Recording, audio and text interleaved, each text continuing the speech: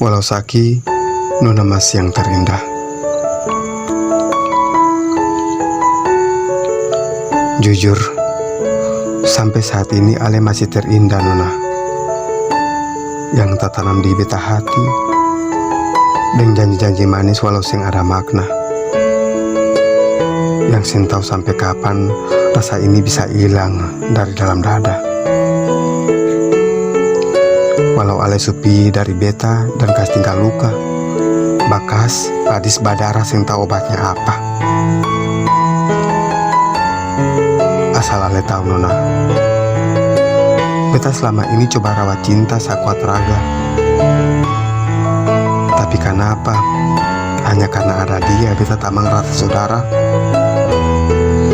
Ale mulai berpaling dan pideng dia. Beta ternyata baru sadar bahwa pakar juga makan tanaman, sing selamanya bisa saling menjaga. Karena namanya cinta bisa ada kapan saja dan untuk siapa saja.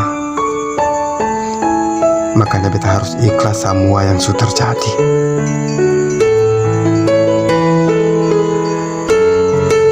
Ale dan dia terlalu sadis per beta. Saat beta lagi sayang-sayangnya, Ale rapas akang dan paksa, hingga beta hanya bisa bilang bahwa karma itu nyata. Tapi beta berdoa agar karma sing kenal kamu dua, karena beta tahu rasa cinta beta par Ale lebih besar dari rasa Saki ini. Entah sampai kapan beta tanggung beban berat begini.